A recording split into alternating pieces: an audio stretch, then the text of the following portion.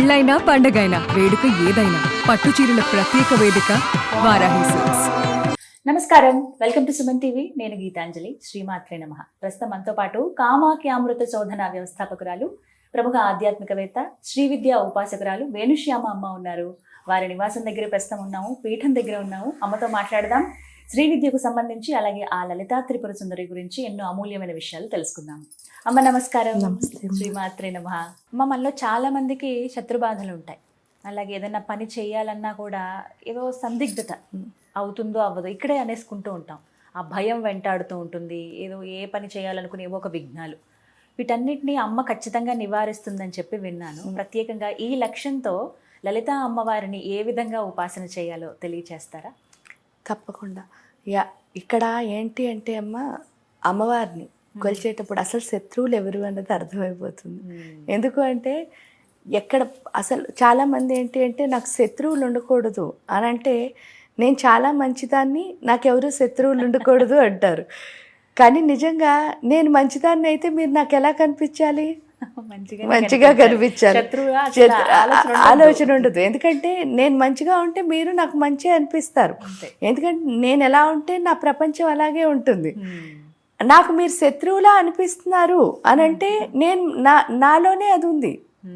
ఇప్పుడు మీరు జల్సీ పడుతున్నారేమో అని నేను ఎప్పుడు అనుకుంటాను? ఆ జల్సీ నాలో ఉంటే. అంతే కదా. మీ కోపం ఏమో అని నేను ఎప్పుడు అనుకో. ఇప్పుడు అమ్మవారిని కూడా అలాగే అంటారు కదా, అమ్మవారు ఉపాసన చేస్తే కోపం వస్తుందండి అంటారు. ఆ కోపం అమ్మవారిలో ఉందా మనలో ఉందా?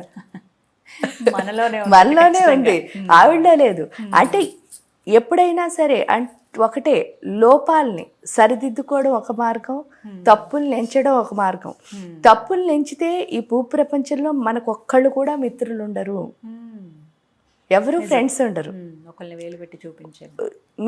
ఎందుకంటే ఇలా కూర్చున్నప్పుడు మీకు నేను తప్పు ఎంచాలి అంటే మీలో అన్ని తప్పులే కనిపిస్తాయి. ఎందుకు అది ఎక్కడుంది? ఇంతకీ నా బుర్రలో ఉంది ఆ తప్పు, మీలో లేదు. ఇక్కడికి వచ్చేసరికి లోపాలు తీసుకున్నాను.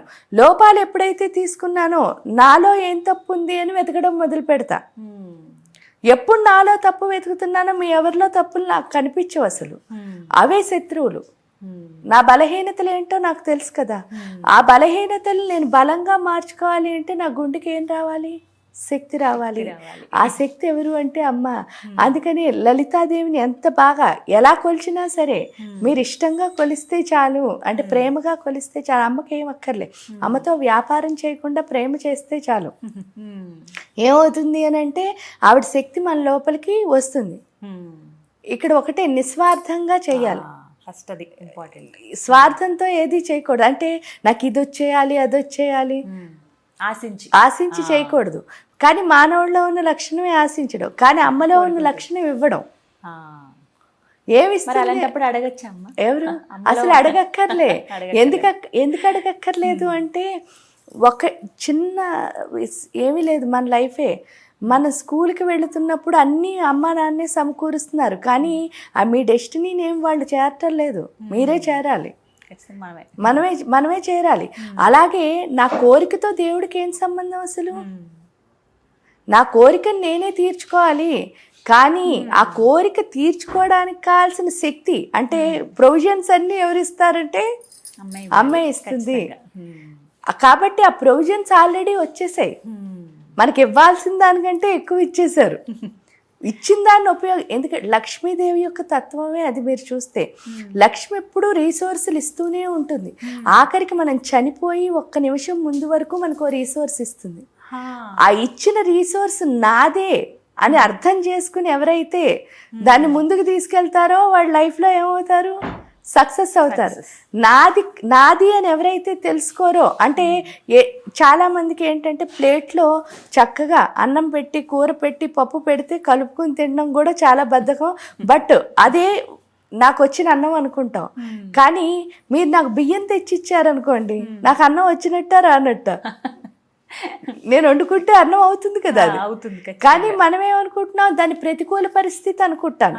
అదే మీరు అన్నం పెడితే నాకు అన్నం పెట్టారు అనుకుంటున్నాను. అన్నం చూస్తా. ఇక్కడ వచ్చేసరికి రాగా వచ్చింది మనకు నచ్చినట్టు. ఇప్పుడు బంగారం ఉందమ్మా, ఆ బంగారం భూమిలోంచి తీయగానే మనం పెట్టుకోవడానికి అందంగా ఉండే వస్తువు కనిపిస్తుందా మనకు అందులో? లేదు, ఇదేమిటి ఇలా ఉంది అని అనిపెట్ట. దాన్ని నిప్పులో వేస్తున్నారు, సుత్తితో కొడుతున్నారు, ఆ తర్వాత మెషర్మెంట్ పెట్టి లేకపోతే ఎలాగో వాళ్ళు చేత చేస్తున్నారు, చేసిన తర్వాత మనం పెట్టుకుంటే దానికి షైనింగ్ వచ్చింది. అలాగే ఇక్కడ మనం కూడా సాధన చేస్తేనే మనకు అర్థమవుతుంది. సాధన చాలా ముఖ్యం. సాధన చాలా ముఖ్యం. సాధనమున వల్ల సమకూరుతరులోన ఆ సాధన ఎంత చేస్తామో అంత మన గుండెల్లో మార్పు వస్తుంది. గుండెల్లో ఎప్పుడు మార్పు వచ్చిందో మనకి ఇంకెవ్వరూ శత్రువులు లేరు. మనలో ఉన్న లోపాలే. అందుకే విమర్శ రూపిణి విద్యా వేదాది జగత్ప్రసు. నిన్ను నువ్వు ఎప్పుడైతే విమర్శించుకోవడం మొదలు పెడతావో నీలో ఉన్న విద్య అన్నది బయటకు వస్తుంది. అంతవరకు ఏమవుతుంది, ఇమిటేషన్ అన్నమాట. ఆ ఇమిటేషన్ ఏంటంటే ఏదో బుక్ చూసి చెప్పడము, లేకపోతే ఏదో అంటే అది లోపల నుంచి రాదు. ఆశిస్తూనే పైకి ఏం ఆశిస్తున్నారు అక్కడ అని అంటారు. మీరు ఏది చెప్పినా సరే నాకు ఏదో ఒకటి కావాలి. అది ఏంటి అంటే, నేను చెప్పాను ఇప్పుడు డబ్బు వస్తుందా, నేను చెప్పాను ఇప్పుడు పేరు ప్రతిష్టలు వస్తాయి, మనం అక్కడే కదా లొంగిపోతాం. నేను చెప్పాను ఇప్పుడు వీళ్ళు ఏం చేస్తారు, నాకు అన్నీ మీ నుంచే నాకు రావాలి, నా నుంచి ఇంకేమి ఇచ్చేది లేదు ఇక్కడ. కానీ అమ్మకున్న లక్షణం చూడండి, ఎప్పుడూ ఇవ్వడమే, తీసుకోవడం లేదు అసలు. అంటే ఆశించే లక్షణం లేదు.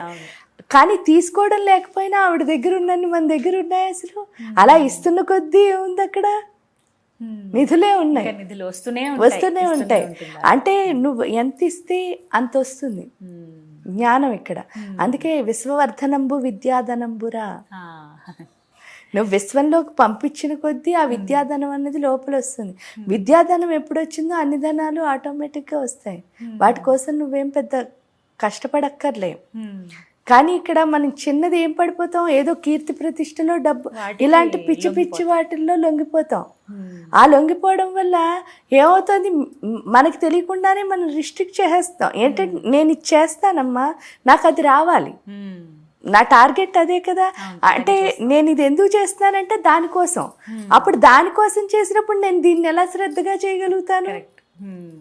చేయలేము. అంటే అన్ని ఏంటి తెచ్చి పెట్టుకుని ఉంటాయి. నవ్వైనా ప్రేమైనా అన్ని తెచ్చి పెట్టుకున్నవి ఎప్పుడైతే ఉన్నాయో కొన్ని రోజులు ఆ యాక్షన్ అంతా బాగుంటుంది. ఆ తర్వాత ఏదో ఒక రోజు, ఎందుకంటే ఎప్పుడు అబద్ధమే, నిజం నిజమే. కాబట్టి నిజంగా ఉండడానికి ట్రై చేస్తే చాలు, అసలు మనకి శత్రువులు ఎవరు ఉండరు. ఈ భయం బాధలు ఏముండవు. మనం నిజంగా ఉంటే చాలు, ఏముండవు. ఆ నిజం ఎవరు అంటే అమ్మే. మళ్ళీ ఎందుకండి అమ్మ అంటారు, మన లైఫ్ తీసుకున్నప్పుడు అంటే మనం పుట్టాం, ఈ కడుపులోంచి వచ్చానన్నది ఒక్కటే నాకు నిజం. మిగతావన్నీ నమ్మకాలే. తండ్రి లేకపోతే చుట్టాలు ఎవరైనా కానివ్వండి, ప్రకృతి అంతా నమ్మకమే. ఓన్లీ నేను ఆ పొట్టలోంచి వచ్చింది మాత్రం నాకు నిజం నా లైఫ్కి. అంటే మన లైఫ్ మొత్తానికి మన తల్లి అంటే మీకు నాకు కాదు, ఈ సృష్టిలో ఉన్న ప్రతి జీవికి, అది ఒక పక్షి అవ్వచ్చు, లేకపోతే ఒక కోతి అవ్వచ్చు, ఒక కుక్క అవ్వచ్చు, ఒక మనిషి అవ్వచ్చు, ఒక స్త్రీ అవ్వచ్చు, ప్రతి ఒక్కళ్ళకి కూడా అమ్మ తప్ప ఇంకేమీ నిజం లేదు. అలాంటిది ఆ నిజాన్ని మనం మన లోపలికి తెచ్చుకుంటాం అనుకోండి, మనం నిజంగా ఉంటాం. ఇంకా శత్రువులని లేకపోతే భయం అని సందిగ్ధత అని ఇంకేం జరగట్లేదని ఇంకా ఏ ఆలోచన రాదు. ఆ పని జరగకపోవడానికి కూడా కారణం ఎవరు అంటే మనమే. ఎందుకంటే నేనే కదా నాకు అన్ని అవధులు పెట్టుకోండి. అంటే ఇప్పుడు వెళుతున్నాం, వెళ్ళినప్పుడు మీరు ఏం ఆలోచించకుండా వెళ్ళండి, ఆ పని ఎంతో హ్యాపీగా అయిపోతుంది. మీరు కనుక ఆలోచిస్తూ అవుతుందా అవుదా అని వెళ్ళారనుకో, ఆ పని అవ్వదు. అంతే అనుకున్నాం కదా ముందు, ఇలాగే ఆలోచన వచ్చేస్తుంది. ముందు మన దగ్గర నుంచి స్టార్ట్ అవ్వాలి ఏదైనా కూడా. ఇవి ముందుగా అందరూ తెలుసుకోవాలి, ప్రతి ఒక్కరికి వర్తిస్తుంది. ఇది చక్కగా వివరించారు, ధన్యవాదాలమ్మా.